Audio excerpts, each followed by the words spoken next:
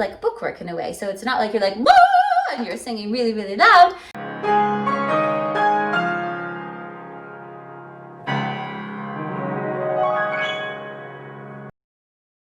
Hey there, Chelsea Melcher here with Red School of Music. Today we're going to talk about the struggles of practicing during a pandemic and then some tips that might help you get through it. If this is your first time watching, my name is Chelsea Melcher and my husband and I, Paul, are co-founders of the Red School of Music. We are both professional performers and we like to bring our experience to students that are hungry for education in the performing arts as well.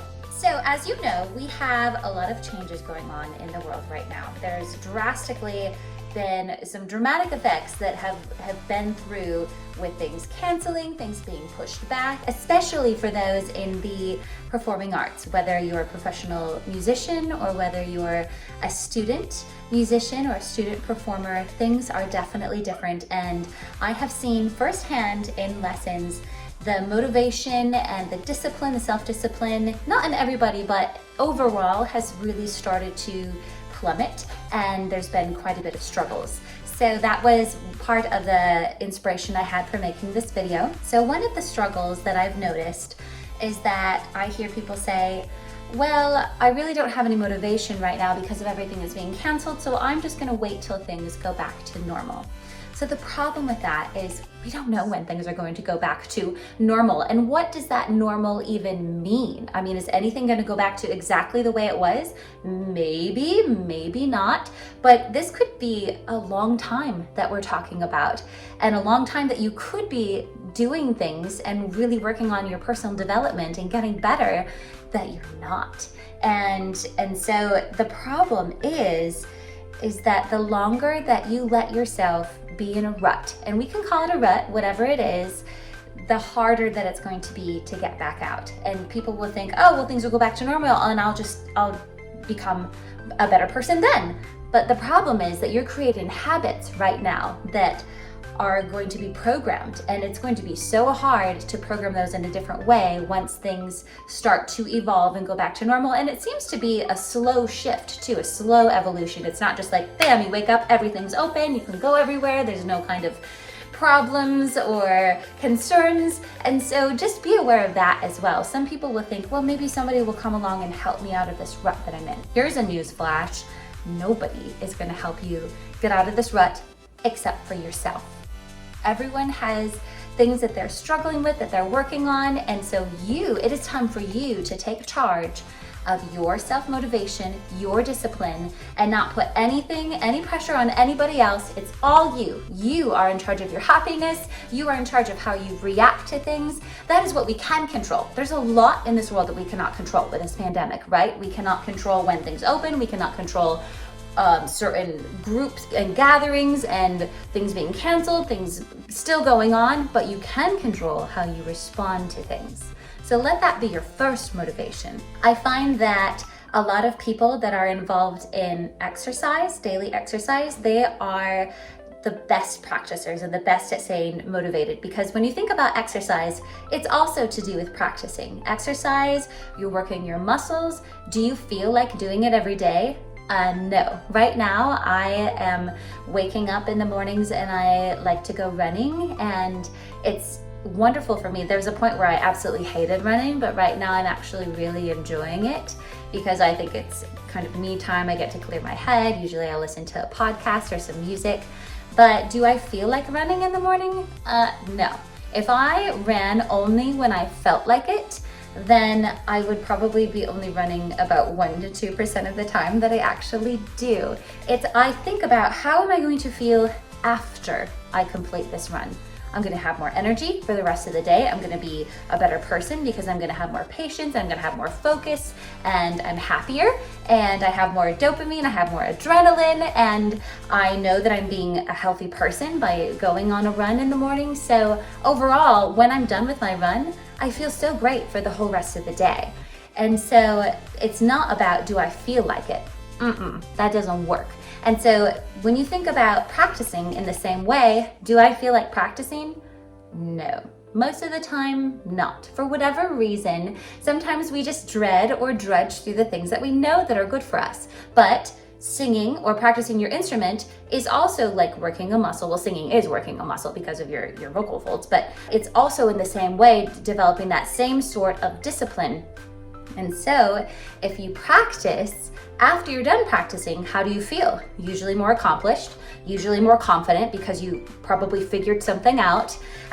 Usually like you're getting more things done. And so in general, you would probably feel better after you practice. I always do. And I know that there are some days that are frustrating and we just can't figure something out, or we're just working through it and the outside stresses of our life are affecting how we're singing or how we're performing or how we're doing our practice. Of course, there are those days, but in general, we love how we feel after. Another struggle that I heard from you guys when I posted this on the stories, we were trying to figure out what is everyone struggling with as far as practicing and motivation. Another thing that was brought up was practicing with no performance in sight. So that is a great one. That is a very, very tricky one as well. So first off, you can think about what are the things that you've always wanted to do that you've never had the time to do. So for me, I can think about, well, I've always wanted to learn maybe a couple more French pieces, or maybe this Italian piece, or I want to just crank through this musical theater book and learn every single song in it and be able to sing everything. All of those things that there are performances that usually get in the way of me being able to do my personal goals for music, because I'm like, okay, well, I got to learn this symphony, or yes, I have to learn this aria because of blah, blah, blah concert coming up. But if there's nothing coming up, there's nothing that's standing in your way for that. So the world is your oyster, meaning you can figure out, okay, what is something you've always wanted to do, something you've always wanted to work on? Now is the time that you can do it. And when you think about it, this quarantine and this pandemic is not going to last forever. It's not. And when we come out of this, there's going to be opportunities again. And then when you come out of this, do you want to come out of this having a bunch of pieces learned and ready to go? Or do you want to come out of it being like, oh, well, I guess I should start practicing now? No, you want to be ready to go. Plus, the world is very competitive, right? If you're not practicing during quarantine, guess what? Somebody else is. And when it comes down to who gets the gig or who gets to be asked to do something, it's going to be them, because they're the ones that are working really, really hard. So just keep that in mind as you do things. And then how cool would it be to just put a goal for yourself? Like, I want to learn 10 pieces of music in a couple weeks, or I want to learn a new song a day, or I want to learn a new song a week. Whatever it is for you, this is your chance to be able to do that. And you can set things in your calendar, and you can, it's very hard to be self-motivated to practice, right? But if it becomes a part of your routine, like I go and I practice every day right before dinner or right after dinner, and maybe it's in your calendar, your Google Calendar, and then you set an alarm for it, so then your phone will be like, boop, time to practice. There are also a lot of apps for that too, but there are a lot of ways that you can remind yourself and hold yourself accountable to practice. And then afterwards you feel so much better, and it's a part of your routine, so it's not like, oh, I have to make all this extra time to do blah, blah, blah, blah, blah. It's already part of your routine and your normalcy. You can create your own normalcy right now with how you conduct your life and how you structure your day. You can be in charge of structuring your day. Of course, kids can get in the way. I experience this a lot, but for the most part, especially for those of you that don't have kids or that you're still students, you're in charge of how you structure your day. So you can put in this type of thing, or you can wake up and practice first thing in the morning.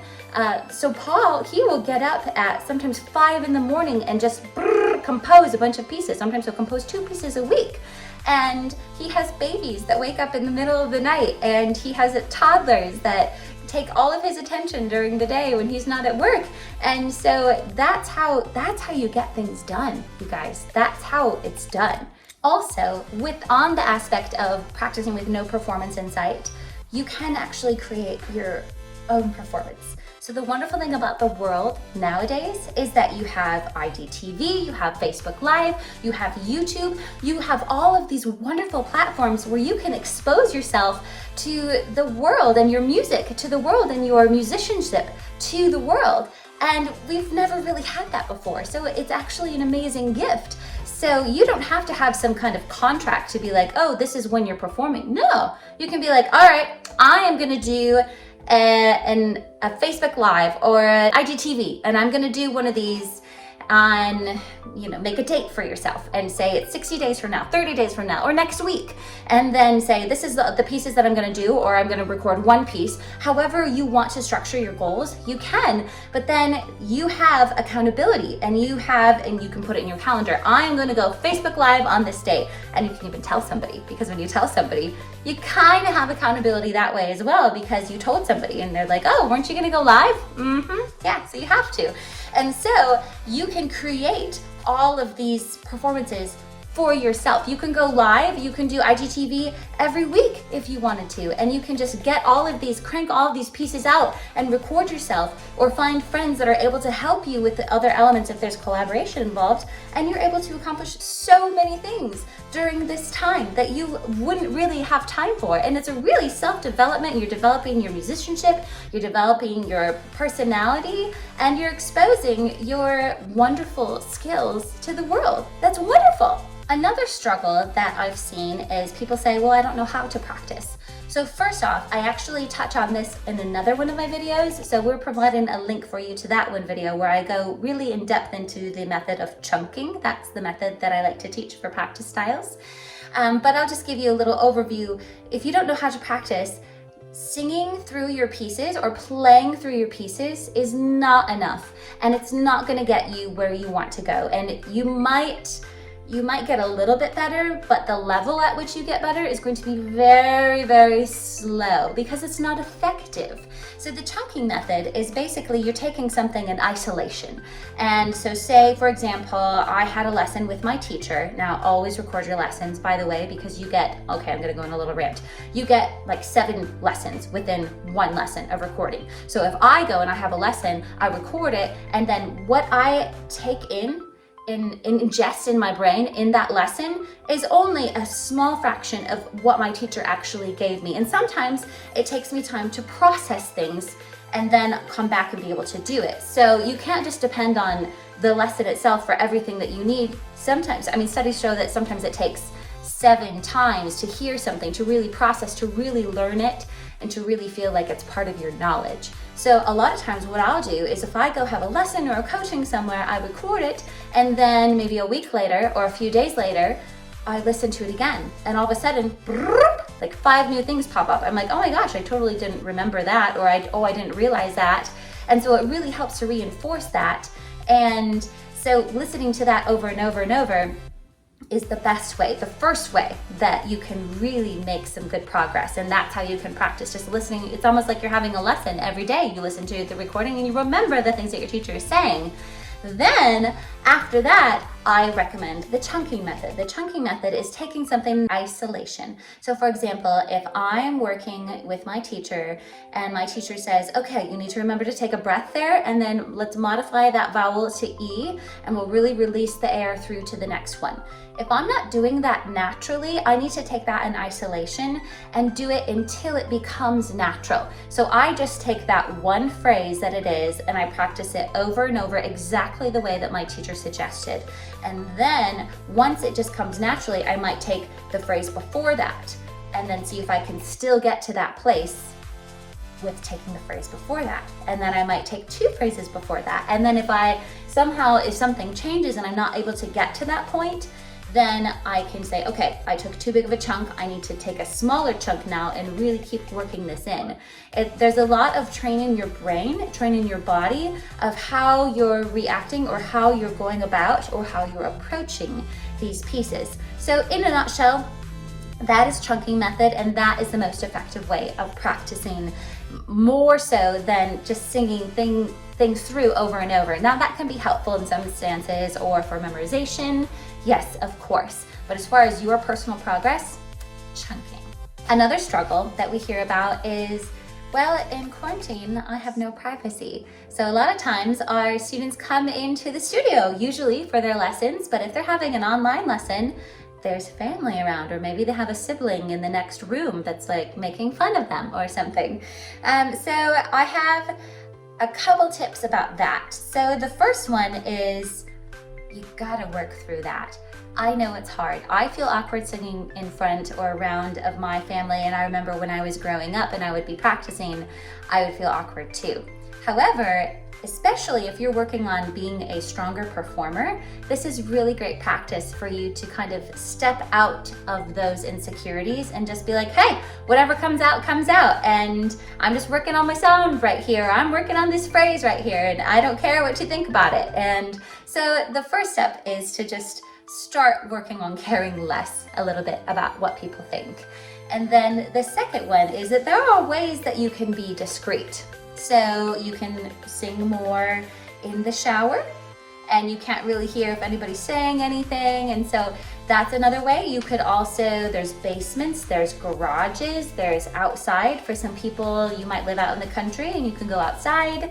Or some people will even practice in their closets or sing into pillows or things like that if you're really concerned about something, or if you need to be quiet in the house for a reason, and that is another option for you. And then the third tip that I have for having no privacy is that you can still also do mental practice. Mental practice is so effective.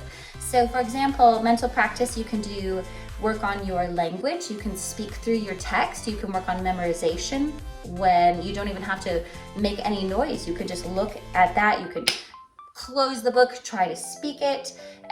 You can work on listening. So sometimes it's helpful to, whatever piece that you're working on, to listen to a bunch of other people, maybe on YouTube, that are singing it or performing it, and then kind of taking in their interpretation of it. What did you like? What did you not like? What did you notice about that? What is something that maybe you want to incorporate from somebody else? And so all of these things you can do, and it's kind of like bookwork in a way. So it's not like you're like, whoa, and you're singing really, really loud, but these are all things that you can do in your room by yourself and not making a whole lot of noise. So now this is the next one. The struggle is especially for parents with young students.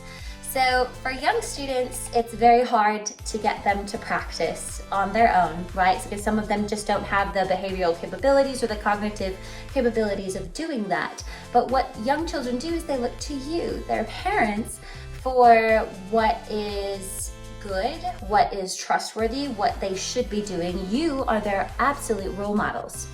And so what you can do to help them is show in yourself. Meaning show that you have structure, that you have discipline throughout the day. And then it's not a matter of, oh, do you feel like practicing, Susie? It's like, oh, Susie, we can either practice before dinner today, or we can practice before we take our bath.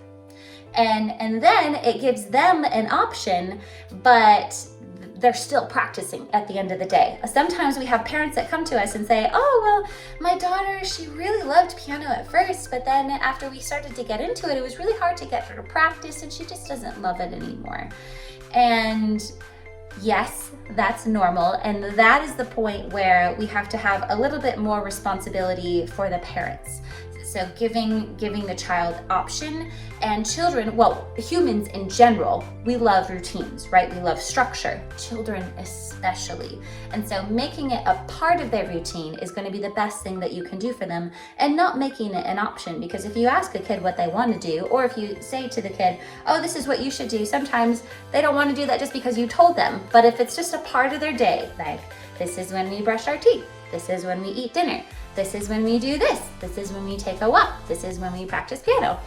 All of a sudden, it's predictable and it's a part of their routine, and they're able to lean into that trust and lean into that structure, and that makes them feel safe and more confident in doing that as well. So I hope this was helpful for you today, talking about the struggles of practicing during the pandemic and things that hopefully will help. And also, I can't wait to hear, please tell me in the comments, what struggles do you have, maybe things I didn't touch on today, and also what things help you with practicing, because we're all in this together. And so if there's comments that could help people and show them another option, I think that would be great. So please let us know in the comments. If you like these videos, please hit subscribe so you're the first one to see the new videos come out. And also like this video if it was helpful for you. Thanks so much, and we'll see you later. Bye!